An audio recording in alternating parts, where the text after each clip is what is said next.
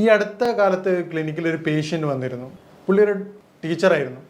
ആ പേഷ്യൻ്റ് വളരെ സങ്കടത്തോടുകൂടിയാണ് വന്ന് പറഞ്ഞത്. കാരണം ആ പേഷ്യൻ്റ് വരാനുള്ളൊരു കാരണം പുള്ളിയുടെ ഒരു ഫ്രണ്ട്, അവരുടെ ഒരു റിലേറ്റീവ് നമ്മുടെ അടുത്ത് വന്ന് അസുഖം മാറിയതുകൊണ്ടാണ് വന്നത്. ഡോക്ടറെ വളരെ സങ്കടത്തോട് പറയാം, ഡോക്ടറെ എനിക്ക് വായ്നാറ്റാണ്. കാരണം അതുകൊണ്ട് ഞാനൊരു ടീച്ചറാണ്, അതുകൊണ്ട് എനിക്ക് സ്റ്റുഡൻസുമായിട്ട് സംസാരിക്കാൻ പറ്റുന്നില്ല. സ്റ്റാഫ് റൂമിൽ ഇരുന്ന് കാര്യങ്ങൾ സംസാരിക്കാൻ പേടിയാണ്, ഇല്ലേ ആൾക്കാരായിട്ട് കമ്മ്യൂണിക്കേറ്റ് ചെയ്യാൻ വളരെ ബുദ്ധിമുട്ടാണ്. ഡോക്ടർ, ഞാൻ എല്ലാ മൗത്ത് വാഷും എല്ലാ സാധനങ്ങളും റെഗുലറായിട്ട് ഉപയോഗിക്കുന്നതാണ്, വളരെ കൃത്യമായിട്ട് ഹൈജീനിക്കായിട്ട് പോകുന്ന ഒരു വ്യക്തിയാണ്, യാതൊരുവിധ ദുശീലങ്ങളില്ലാത്തൊരു വ്യക്തിയാണ്. എന്നിട്ടും ബ്രഷ് ഡെയിലി ഞാൻ ഫുഡ് കഴിച്ചാലും, ഇപ്പം സ്കൂളിൽ പോലും ബ്രഷ് കൊണ്ടാണ് പോകാറുള്ളത്, എന്നിട്ട് പോലും എനിക്ക് വായ്നാറ്റം വരികയാണ്. എന്താണ് ഡോക്ടർ അതിൻ്റെ കാരണം? ഞാൻ ആ പുള്ളിയോട് പറഞ്ഞു, ഇതിൻ്റെ വായ്നാറ്റത്തിൻ്റെ യഥാർത്ഥ കാരണം വരുന്നത് കേവലം വായിൽ നിന്നല്ല, അത് വയറുമായിട്ട് ബന്ധപ്പെട്ട ഒരുപാട് കാരണങ്ങളുണ്ട്. അതിൽ ഏറ്റവും പ്രധാനപ്പെട്ടത് വയറുമായി ബന്ധപ്പെട്ടതാണ് അതിൻ്റെ കാരണം. അപ്പോൾ ആ രൂപത്തിൽ വ്യക്തിയെ ട്രീറ്റ് ചെയ്യും, വളരെ എളുപ്പം തന്നെ പൂർണ്ണമായിട്ടും നമുക്ക് മാറ്റിയെടുക്കാൻ പറ്റും. ഞാൻ ഡോക്ടർ സയ്യിദ് മുഹസിൻ. ഇന്ന് നമ്മൾ സംസാരിക്കാൻ പോകുന്ന വിഷയം വായ്നാറ്റത്തിൻ്റെ കാരണം എന്താണ്, ഏത് തരത്തിൽ അത് നമുക്ക് പരിഹരിക്കാം, എന്തൊക്കെ രൂപത്തിൽ അത് വരാതിരിക്കാനുള്ള മുൻകരുതൽ എടുക്കാം എന്നാണ് സംസാരിക്കുന്നത്.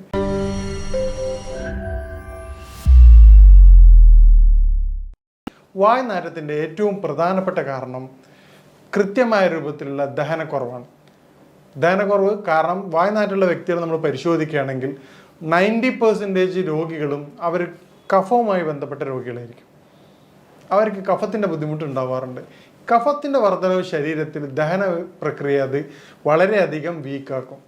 ഈ രൂപത്തിൽ വീക്കാവുന്നതോടുകൂടി കൃത്യമായ ദഹനമില്ലായ്മയും പിന്നീട് ആ കഫം അവിടെ കിടക്കുന്നുണ്ടാകുന്ന സ്മെല്ലാണ് യഥാർത്ഥത്തിൽ വായ്നാറ്റായിട്ട് പുറത്തു വരുന്നത്. ഇത് നമ്മൾ കേവലം മൗത്ത് വാഷ് ഉപയോഗിക്കുമ്പോൾ ഏറ്റവും പ്രധാനപ്പെട്ട പ്രശ്നം എന്ന് പറഞ്ഞാൽ മൗത്ത് വാഷിൻ്റെ നോർമലി മൗത്ത് വാഷിൻ്റെ ഏറ്റവും പ്രധാനപ്പെട്ട ഒരു കണ്ടൻറ്റ് ആൽക്കഹോളാണ്. ഈ ആൽക്കഹോൾ ഉപയോഗിക്കുന്നതുകൊണ്ട് ഈ കണ്ടൻറ്റ് ബേസ് സാധനം നമ്മുടെ നോർമൽ ബാക്ടീരിയയുടെ ബുദ്ധിമുട്ടും മൗത്ത് ഡ്രൈ ആക്കുകയും ചെയ്യും. ഇത് വായ്നാറ്റത്തിനെ വളരെയധികം ത്വരിതപ്പെടുത്തുകയാണ് വേറെ തരത്തിൽ ചെയ്യുക. ടെമ്പററി സൊല്യൂഷൻ എന്നുള്ള അടിസ്ഥാനത്തിൽ ആ ഒരു സമയത്ത് മാത്രം മാറ്റം ഉണ്ടാകുകയും, അപ്പോൾ ഈ തരത്തിൽ കൃത്യമായ രൂപത്തിൽ ചെയ്യുന്ന വ്യക്തികൾ ഈ രൂപങ്ങൾ സ്വീകരിക്കുമ്പോൾ അത് ഗുണത്തേക്കാളേറെ ദോഷമാണ് ഉണ്ടാവുക. അപ്പോൾ എന്താണ് അതിൻ്റെ കാരണങ്ങൾ എന്ന് നമുക്ക് പരിശോധിക്കാം. മേൽ പറഞ്ഞതുപോലെ ഈ കഫത്തിൻ്റെ ബുദ്ധിമുട്ട് ഉണ്ടാക്കുന്നതിൻ്റെ കാരണമായിട്ടുള്ള കൃത്യമായ സമയത്തല്ലാതുള്ള കുളികൾ, പിന്നീട് ഈ കഫത്തിൻ്റെ പ്രയാസങ്ങൾ വരുമ്പോൾ ശരീരത്തിൽ ഉദാഹരണത്തിന് ഏറ്റവും പ്രധാനമായിട്ട് കണ്ടുവരുന്ന പ്രശ്നമാണ് അലർജി. ഈ ബുദ്ധിമുട്ടുള്ള ആൾക്കാർക്ക് ഒരു 70 to 80% പേഷ്യൻസ് പറയുന്നത് ഡോക്ടർ എനിക്ക് തുമ്മലിൻ്റെ ബുദ്ധിമുട്ടുണ്ട്, അല്ലെങ്കിൽ എനിക്ക് മൂക്കൊലിപ്പിൻ്റെ പ്രയാസമുണ്ട്, തലവേദനയുണ്ട്, അസിഡിറ്റി പോലെ തന്നെ എനിക്ക് ഏറ്റവും പ്രധാനപ്പെട്ട ബുദ്ധിമുട്ടാണ് ഡോക്ടറെ വളരെയധികം കഫത്തിൻ്റെ, കാരണം തല കുനിക്കുന്ന സമയത്ത് തലക്കനം വരികയാണ്. അപ്പോൾ കഫത്തിൻ്റെ ബുദ്ധിമുട്ട് എന്തൊക്കെയാണ് ശരീരത്തിൽ കാണിക്കുന്നത് ആ എല്ലാവിധ ലക്ഷണങ്ങളും ആ വ്യക്തി പറയുകയാണ്. അപ്പോൾ ഈ കാരണം നമ്മൾ പറയുമ്പോഴാണ് അവർ പറയുന്നത് ഡോക്ടർ ഇതെനിക്കുണ്ട്. അപ്പോൾ കഫം വരാതിരിക്കാൻ എന്തൊക്കെ ശ്രദ്ധിക്കുക എന്നുള്ളത് നോക്കുകയാണെങ്കിൽ നമുക്ക് വായ്നാറ്റം ഒരുവിധം വരെ നമുക്ക് പരിഹരിക്കാം. അതിനുള്ള മാർഗ്ഗങ്ങൾ നമ്മൾ അവസാനം വിശദമായിട്ട് വിശദീകരിക്കുന്നതാണ്. ഇനി മറ്റൊരു പ്രധാനപ്പെട്ട കാരണമാണ് കോൺസ്റ്റിപ്പേഷൻ. കൃത്യമായ ശോധനയില്ലായ്മ വായ്നാറ്റത്തിൻ്റെ മറ്റൊരു പ്രധാനപ്പെട്ട കാരണമാണ്. കാരണം ഇന്നത്തെ ലൈഫ് സ്റ്റൈൽ കൊണ്ട്, കൃത്യമായ ഉറക്കക്കുറവില്ലാത്തത് കൊണ്ട്, രാത്രി വളരെ വൈകിട്ട് ഉറങ്ങുകയും രാവിലെ ലേറ്റായിട്ട് എഴുന്നേൽക്കുകയും ചെയ്യുന്നതിലൂടെ ദഹന പ്രക്രിയ വളരെ കുറവാണ്. ഇതേ രൂപത്തിൽ തന്നെയാണ് ഹൈ കലോറി ഫുഡ്. നമ്മൾ കഴിക്കുന്ന ഭക്ഷണം, ഉദാഹരണത്തിന് നമുക്ക് ആവശ്യത്തിലധികമുള്ള കലോറി ഫുഡാണ് ഇന്ന് കഴിക്കുന്നത്. ജങ്ക് ഫുഡായിട്ടായാലും മറ്റെല്ലാ രൂപത്തിലേക്ക് കഴിഞ്ഞാൽ, ഇപ്പം ജങ്ക് ഫുഡ് മാത്രമല്ല, നമ്മൾ പൊതുവേ ഡോക്ടേഴ്സ് കുറ്റപ്പെടുന്ന കാര്യമാണ് ജങ്ക് ഫുഡ്. ജങ്ക് ഫുഡ് കുറ്റപ്പെടുത്തേണ്ട വേണം, യാതൊരു സംശയമില്ല. പക്ഷേ നമ്മൾ അറിയാതെ സൈഡിലൂടെ സംഭവിക്കുന്ന വേറൊരു കാര്യമുണ്ട്, അത് എണ്ണ പലഹാരങ്ങളാണ്. നമ്മൾ കഴിക്കുന്ന ഒരു സമൂസയൊക്കെ കഴിച്ചാൽ നോർമലി അതിൻ്റെ കലോറിക് വാല്യൂ എന്ന് പറഞ്ഞു കഴിഞ്ഞാൽ ഒരു 3 to 4 കിലോമീറ്റർ സഞ്ചരിക്കാനുള്ള എനർജി ഒരു സമൂസയിലൂടെ കിട്ടുന്നുണ്ട്. ഈ തരത്തിൽ നമ്മൾ ചായ കുടിക്കുന്ന സമയത്ത് 3-4 സമൂസ അല്ല 2-3 സമൂസ കഴിച്ച് ആ വ്യക്തി വരെ ബൈക്കിലാണ്, ആ തൊട്ടടുത്ത ഓഫീസ് പോയിട്ട് വീണ്ടും വെറുതെ ഇരിക്കുകയാണ്. പിന്നീട് കഴിക്കുന്ന ബർഗർ, അതുപോലെ ഓരോ ഫുഡ് കഴിക്കുന്നത് ഹൈ കലോറി ഫുഡാണ്. ഇത് നമ്മുടെ ബാലൻസിങ് ഇൻ ആൻഡ് ഔട്ടിൻ്റെ റേഷ്യോ യാതൊരുവിധ പൊരുത്തപ്പെടാത്ത രൂപത്തിലേക്ക് മാറുകയാണ്. ഇത് നമ്മുടെ ഫുഡ് സ്റ്റൈൽ മാറുന്നതോടുകൂടി കൃത്യമായ ഫിസിക്കൽ മൂവ്മെൻറ്റ്സ് ഇല്ലാത്ത അവസ്ഥ, നേരത്തെ പറഞ്ഞ പോലെ സഡൻഡറി ലൈഫ് സ്റ്റൈലിൻ്റെ കാരണമായിക്കൊണ്ട് വൈകി ഉറങ്ങി എഴുന്നേൽക്കുന്ന വ്യക്തി രാവിലെ കുളിച്ച് എഴുന്നേറ്റ് ഉടനെ ബൈക്കോ കാറോ എടുത്തിട്ട് ഓഫീസിലേക്ക് പോവാണ്. പിന്നീട് ഇതേപോലെയാണ് വൈകിട്ട് വരുന്നത്. കൃത്യമായ വ്യായാമത്തിന് സമയം അവർ കിട്ടാറില്ല. പിന്നെ ഓഫീസ് ഡോർ ടു ഡോറാണ്. ഫിസിക്കൽ മൂവ്മെൻറ്റ്സ് വളരെ കുറവാണ്. ഉദാഹരണത്തിന് പണ്ടൊക്കെ ട്രെയിനിൽ പോകുന്ന വ്യക്തികളാണെങ്കിൽ കുഴപ്പമില്ല, സ്റ്റേഷനിൽ നടക്കുന്ന ബുദ്ധിമുട്ടുണ്ടായിരുന്നു. നടക്കാനുള്ളൊരു ടൈം പോലും നമുക്ക് ഫിസിക്കൽ ആക്ടിവിറ്റീസ് കിട്ടാറുണ്ട്. ഇന്ന് സ്റ്റേഷനിലായാലും എല്ലാം നമുക്ക് ബൈക്ക് അല്ലെങ്കിൽ ഡോർ ടു ഡോറാണ്, കാറോ ബൈക്കോ കാര്യങ്ങളാണ് 90% പീപ്പിൾസ് ഉപയോഗിക്കുന്നത്. ഇത്തരത്തിൽ ഫിസിക്കൽ മൂവ്മെൻറ്റ്സ് കുറയുമ്പോൾ ശരീരത്തിൽ കോൺസ്റ്റിപ്പേഷൻ വന്ന് കണ്ടുവരാറുണ്ട്. ഇത് വായുനാറ്റത്തിൻ്റെ പ്രധാനപ്പെട്ട ഒരു വില്ലനാണ്. അപ്പം നിങ്ങൾക്ക് ഈ കോൺസ്റ്റിപ്പേഷൻ കൊണ്ടാണ് വായുനാറ്റം വരുന്നത്. വായുനാറ്റമുള്ള വ്യക്തികൾ കോൺസ്റ്റിപ്പേഷൻ അടിയന്തരമായിട്ട് ക്ലിയർ ചെയ്യേണ്ടതാണ്. അപ്പോൾ കോൺസ്റ്റിപ്പേഷൻ ക്ലിയർ ചെയ്യേണ്ട കാര്യം നമ്മൾ അവസാനം വിശദമായിട്ട് സംസാരിക്കുന്നുണ്ട്. പിന്നീട് ഉണ്ടാവുന്ന ഏറ്റവും പ്രധാനപ്പെട്ട ഒരു കാര്യമാണ് DNS, ഡീവിയേറ്റഡ് നാസൽ സിസ്റ്റം. മൂക്ക് വളഞ്ഞിട്ടുള്ള പേഷ്യൻസിന് വായുനാറ്റം കണ്ടുവരാറുണ്ട്. തുടർച്ചയായിട്ടുള്ള സൈനസൈറ്റിസ്, നേരത്തെ പറഞ്ഞ കഫത്തിൻ്റെ ബുദ്ധിമുട്ടുണ്ടാവണം, സൈനസൈറ്റിസ് ഉള്ള ബുദ്ധിമുട്ടുള്ള സൈനസ് ഇൻഫ്ലമേഷൻ ഉള്ള പേഷ്യൻസിന് ഈ പറഞ്ഞ വായുനാറ്റം വളരെ കോമൺ ആയിട്ട് കണ്ടുവരാറുണ്ട്. ഈ പറയുന്ന കാരണങ്ങളുള്ള വ്യക്തികൾ അതാത് കാരണങ്ങൾ ക്ലിയർ ചെയ്യാത്തിടത്തോളം കാലം നിങ്ങളെ ഈ അസുഖം നമുക്ക് പൂർണ്ണമായിട്ടും മാറ്റിയെടുക്കാൻ പറ്റാറില്ല. അതുകൊണ്ടാണ് പറഞ്ഞത് ആ വന്ന പേഷ്യൻസിൻ്റെ തൊട്ട് മുമ്പ് അവർ റെഫർ ചെയ്ത പേഷ്യൻസിൻ്റെ അസുഖം വയറിൻ്റെ ബുദ്ധിമുട്ടായിരുന്നു. പക്ഷേ ഈ പറഞ്ഞ ടീച്ചറുടെ ബുദ്ധിമുട്ട് എന്താണെന്ന് കഫത്തിൻ്റെ ബുദ്ധിമുട്ടായിരുന്നു. അതുകൊണ്ടാണ് ഓരോ വ്യക്തികൾക്കും വ്യത്യസ്ത തരത്തിലാണ് അതിൻ്റെ രോഗകാരണം ഉണ്ടാകുന്നത്. ഈ രോഗകാരണങ്ങൾ മനസ്സിലാക്കാതെ നമ്മൾ ട്രീറ്റ് ചെയ്യുകയാണെങ്കിൽ അത് പൂർണ്ണാർത്ഥത്തിലുള്ള ട്രീറ്റ്മെൻറ്റ് ആകില്ല. പിന്നീട് വരുന്ന കാര്യമാണ് സ്മോക്കിംഗ്.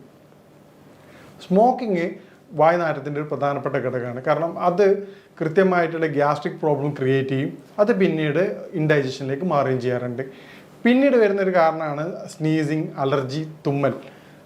തുമ്മൽ നേരത്തെ പറഞ്ഞ പോലെ എന്തുകൊണ്ടാണെന്ന് വായുനാറ്റത്തെ കാരണം എന്ന് പറഞ്ഞാൽ തുമ്മലുള്ള വ്യക്തികൾക്ക് കഫം വർദ്ധിക്കുകയും പിന്നീട് അത് ബോഡിയിൽ ദഹന സംവിധാനം കുറയ്ക്കുകയാണ് ചെയ്യാറുള്ളത്. നേരത്തെ പറഞ്ഞാൽ പിന്നീടുള്ള കുറേ കാര്യങ്ങളാണ് നമ്മുടെ സഡൻഡറി ലൈഫ് സ്റ്റൈൽ മാറ്റുകയാണെങ്കിൽ നമുക്ക് വായുനാറ്റം ഒരു പരിധി വരെ തടയാവുന്നതാണ്. സഡൻഡറി ലൈഫ് സ്റ്റൈൽ ഏറ്റവും പ്രധാനമാണ്. ഫുഡും കൂടെ അതിൻ്റെ ഭാഗമാണ്. കാരണം നമ്മൾ ഹെവി ഫുഡ് കഴിക്കുകയും രാത്രി കാലങ്ങളിൽ നമുക്ക് ഈ പറഞ്ഞതുപോലെ സലാഡ് ഐറ്റംസ് കഴിച്ചിട്ടില്ലെങ്കിൽ അത് പിന്നീട് കോൺസ്റ്റിപ്പേഷൻ കാര്യങ്ങളും മാറാറുണ്ട്. അതും വായുനാറ്റത്തിൻ്റെ പ്രധാനപ്പെട്ട ഒരു കാരണമാണ്. ഇനി വായുനാറ്റം എന്താണെന്നും എന്താണ് അതിൻ്റെ പ്രതിവിധികളെന്നും നമുക്ക് പരിശോധിക്കാം. ഈ കോൺസ്റ്റിപ്പേഷൻ പോലെ തന്നെ കഴിഞ്ഞിട്ടുള്ള പിന്നീടുള്ള പ്രധാനപ്പെട്ട ഒരു അസുഖമാണ്. അത് പൊതുവെ സ്ത്രീകളിലാണ് കണ്ടുവരാറുള്ളത്. വെള്ളപ്പൊക്ക്, വൈറ്റ് ഡിസ്ചാർജ്. ഈ വൈറ്റ് ഡിസ്ചാർജ് ഉള്ള വ്യക്തികൾക്ക് പ്രധാനമായിട്ടും ശരീരത്തിന് ചൂട് കൂടുതലായിട്ട് അനുഭവപ്പെടാറുണ്ട്. ഈ ചൂട് അനുഭവപ്പെടുമ്പോൾ അത് ശരീരത്തിൻ്റെ ദഹന പ്രക്രിയ വളരെയധികം വീക്കാക്കാറുണ്ട്. ഇതാണ് ഇൻഡൈജഷനായിട്ട് മാറുകയും പിന്നീട് വായുനാറ്റം. ചില പേഷ്യൻസ് പറയാറുണ്ട്, ഡോക്ടറെ സങ്കടത്തോടുകൂടെ പറയാം, ഡോക്ടറെ എൻ്റെ മകളും പിന്നെ ഭർത്താവൊന്നും എന്നോട് ഈ പ്രശ്നം പറഞ്ഞിട്ടുണ്ടായിരുന്നില്ല, എൻ്റെ കൂടെ ജോലി ചെയ്യുന്നവരാണ് ഈ പ്രയാസം പറഞ്ഞത്. അപ്പോൾ എനിക്ക് പറയാനുള്ളത്, നിങ്ങളെ വീട്ടിലുള്ള ആൾക്കാർ പറഞ്ഞ് സപ്പോർട്ട് ചെയ്യേണ്ടതാണ്. കാരണം പുറത്തുനിന്നുള്ളൊരു വ്യക്തിയെ പറഞ്ഞ് അറിയിക്കുമ്പോൾ അവർക്ക് വളരെയധികം പ്രയാസം ഉണ്ടാവാറുണ്ട്. മേൽപ്പറഞ്ഞ കാരണങ്ങൾ നമ്മൾ പരിശോധിക്കുകയാണെങ്കിൽ നമുക്ക് വായുനാറ്റം എന്നുള്ള കാര്യം നമുക്ക് പൂർണ്ണമായിട്ടും മാറ്റിയെടുക്കാവുന്നതാണ്. ഇനി എങ്ങനെ നമുക്ക് വായുനാറ്റങ്ങൾ നേരിടാം എന്നുള്ളതാണ്. വായുനാറ്റത്തിൻ്റെ ഏറ്റവും പ്രതിവിധിയായിട്ട് പറഞ്ഞത് കാരണങ്ങളാണ്. ഉദാഹരണത്തിന് ഇപ്പം വ്യത്യസ്തമായ രൂപത്തിലാണ് അതിൻ്റെ എഫക്റ്റ് ചെയ്യണത്. നേരത്തെ പറഞ്ഞ ഏറ്റവും പ്രധാനമായിട്ട് കാരണം കഫത്തിൻ്റെ ബുദ്ധിമുട്ടാണ്. ശരീരത്തിൽ കഫത്തിൻ്റെ പ്രയാസമുള്ള വ്യക്തികൾ, ഓരോ വ്യക്തികൾക്കും നേരത്തെ പറഞ്ഞ കാരണം കൃത്യമായിട്ട് നിങ്ങൾ ഐഡൻറ്റിഫൈ ചെയ്യേണ്ടതാണ്. എന്നാൽ മാത്രമേ ഇത് നമുക്ക് പൂർണ്ണമായിട്ട് പരിഹാരം ലഭിക്കുകയുള്ളൂ. അപ്പോൾ കഫത്തിൻ്റെ ബുദ്ധിമുട്ടുള്ള പേഷ്യൻ്റ് ആണെങ്കിൽ അവർ കൃത്യമായിട്ട് ചെയ്യേണ്ടത് രാവിലെ വെറും വയറ്റിൽ 1/2 ടീസ്പൂൺ തേനിനകത്ത് ഒരു 1 ഗ്രാം ചുക്ക് നിർബന്ധമായിട്ട് കഴിക്കേണ്ടതാണ്. അതുപോലെ തന്നെ പിന്നെ നമ്മുടെ കുളിയുടെ സമയം കൃത്യമായിട്ട് പരിശോധിക്കേണ്ടതാണ്. 11 മണിക്ക് ശേഷം തല കുളിക്കാതിരിക്കാൻ പ്രത്യേകം ശ്രദ്ധിക്കണം. ഈ 2 കാര്യങ്ങൾ ചെയ്യുന്നതിലൂടെ കഫത്തിൻ്റെ ബുദ്ധിമുട്ടുള്ള വ്യക്തികളുടെ പ്രയാസങ്ങൾ നമുക്ക് ഒരു പരിധി വരെ തടയാൻ സഹായിക്കാറുണ്ട്. ഇതുപോലെ തന്നെ അവർ ഉപയോഗിക്കുന്ന വെളിച്ചെണ്ണ, ഏത് ഹെയർ ഓയിൽ ഉപയോഗിക്കുകയാണെങ്കിലും അതിൽ 1-2 വെളിച്ചെണ്ണയിൽ 1-2 കുരുമുളക് കൂടി ഇട്ടതിന് ശേഷം ഉപയോഗിക്കുകയാണെങ്കിൽ അത് കഫത്തിൻ്റെ ഇറക്കം വളരെ ഫലപ്രദമായിട്ട് തടയാൻ സഹായിക്കുന്നതായിട്ട് കണ്ടുവരാറുണ്ട്. പിന്നീട് നമ്മൾ കോൺസ്റ്റിപ്പേഷനുള്ള പേഷ്യൻസിനാണെങ്കിൽ രാത്രി നിർബന്ധമായിട്ടും നിങ്ങൾ സലാഡ് ഉപയോഗിക്കേണ്ടതാണ്. അതുപോലെ തന്നെ നിങ്ങൾ സലാഡിൻ്റെ ഒപ്പം തന്നെ കക്കിരി, പപ്പായ എന്നീ ഫ്രൂട്ട്സുകൾ ഉപയോഗിക്കുക. ഒരു വ്യക്തിക്ക് എന്ത് ഭക്ഷണം കഴിച്ചാലാണോ ദഹനത്തിന് സഹായിക്കുന്നത് ആ ഭക്ഷണ സാധനങ്ങൾ നിർബന്ധമായി ഉൾപ്പെടുത്തേണ്ടതാണ്. എല്ലാ വ്യക്തികളും നിർബന്ധമായിട്ടും 1/2 മണിക്കൂറെങ്കിലും ഫിസിക്കൽ മൂവ്മെൻറ്റ്സ് നിർബന്ധമായിട്ട് ചെയ്യേണ്ടതാണ്. കാരണം ഫിസിക്കൽ മൂവ്മെൻറ്റ് ശരീരത്തിൻ്റെ വളരെയധികം അത്യാവശ്യമായിട്ടുള്ള ഘടകമാണ്. ഇന്നത്തെ എല്ലാ ലൈഫ് സ്റ്റൈൽ ഡിസോർഡേഴ്സിൻ്റെയും അടിസ്ഥാന കാരണം ഫിസിക്കൽ മൂവ്മെൻറ്റ്സിൻ്റെ കുറവാണ്. പിന്നീട് നമുക്ക് ചെയ്യാൻ പറ്റുന്ന കാര്യമാണ് നേരത്തെ പറഞ്ഞ പോലെ വൈറ്റ് ഡിസ്ചാർജ് ഉള്ള സ്ത്രീകളിൽ, വയറിന് ബുദ്ധിമുട്ടുള്ള സ്ത്രീകളിൽ നമുക്ക് ചെയ്യാൻ പറ്റുന്ന കാര്യമാണ് തേൻ നെല്ലിക്ക.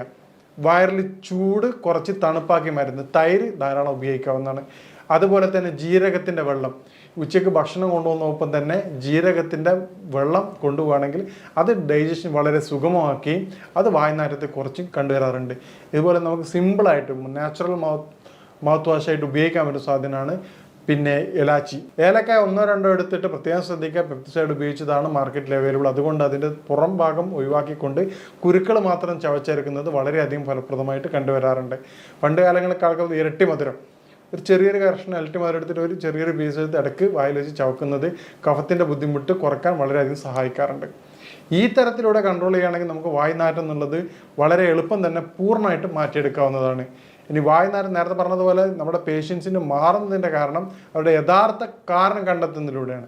മേൽപ്പറഞ്ഞ കാരണങ്ങളിലൂടെ നമുക്ക് വായ്നാറ്റത്തിൻ്റെ കാരണം മനസ്സിലാക്കിക്കൊണ്ടാണ് നമ്മുടെ ക്ലിനിക്കുകളിൽ രോഗികളെ പരിശോധിച്ച് കൃത്യമായ ചികിത്സ കൊടുക്കുന്നത്.